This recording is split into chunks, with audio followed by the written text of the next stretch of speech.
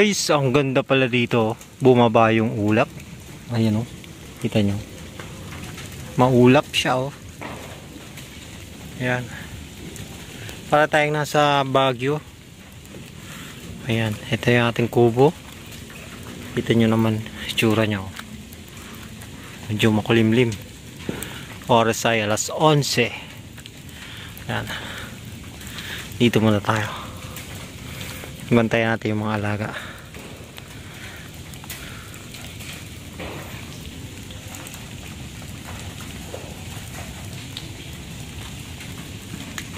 Ganito pala rito guys oh, pag naulan. Para tayong nasa ano? Nasa Tagaytay or Baguio. Ayun oh, foggy. Oh. Ganda.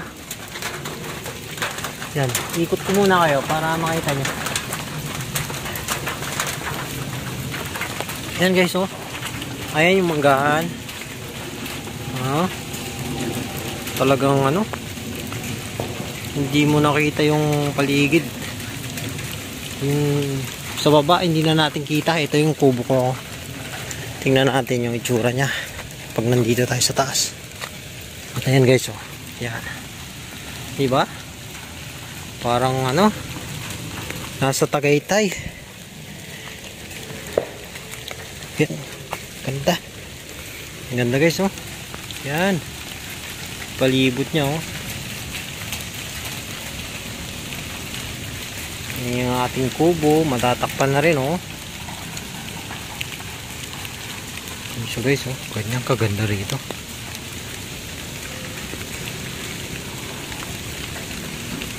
Yan. Yung mga bahay sa baba hindi na natin makita. See, ayan nga. So, yung ating kubo, kitang-kita pa rin natin. Ayan, habang gumagawa ko nito, pinapatag ko siya. Hanggang dito ko yung gagawin guys. Yan. Para magandang tingnan. Patag na patag talaga. Yan.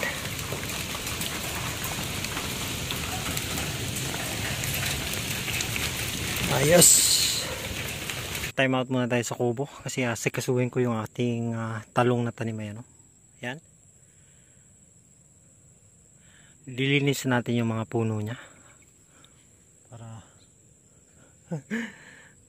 para bumulas na sila. So dito babawasan natin. Yan. Dami na rin siling. Ayan guys, medyo natapos na natin dito. Susunod natin yung nandoon, yung marami. Siguro hanggang hapon tapos natin yan. At yung araw, wala.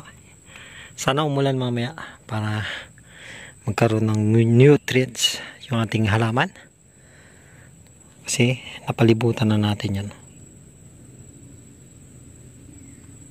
Ayan guys, nakaisang linya pa lang tayo. Isa't kalahati dito. Pero mainit yung ano. Sikit ng araw yan oh. Sakit sa balat. Saktong alas 12 kasi. Kaya ayan. Tingnan nyo guys, yung ganda ng bunga nya oh. Yan oh. Marami na tayong mahahalaw. Ayun pa, doon. May makukuha na tayo. Mga ilang araw na lang. Ayun oh, malaki-laki na yun. Ayan, guys, tapusin ko ta. Tingnan ko kung hanggang saan matatapos ko. Papaspasan ko na lang. Guys, alas 2 na. Medyo mainit na. Pero hindi pa rin tayo tapos. Sakit na sa balat. Yan. Namumula na yung balat ko eh. Pero konti na lang yan. Kaya siguro yan. Pag ganun tayo mamaya. Konti na lang naman yan. Ito, tapusin ko muna to. Konti na lang. Yan. 1, 2, 3, 4, 5, 6, 7, 8, 9. Siyam na lang sila guys.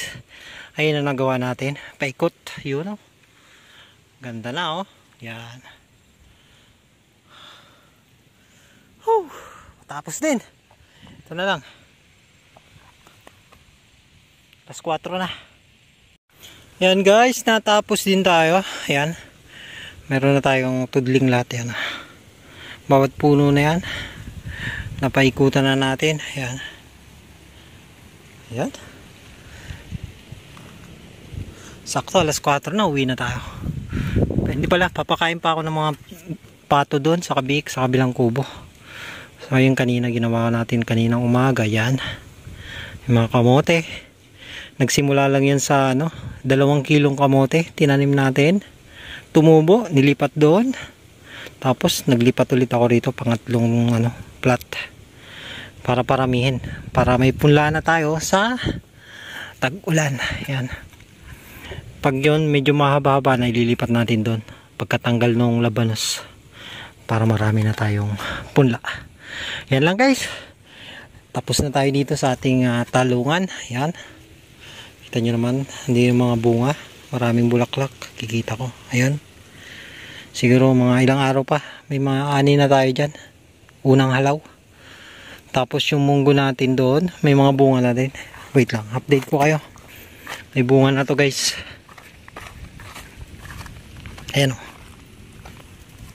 Ayan na yung bunga nila. Yan. Diba? May mga bunga na yan. Yan pa. O. Dami. Ayan. Ayan lang guys. At yung upo natin may mga bunga na rin pala. Para update ko na kayo lahat-lahat. Ayan o. Ayan.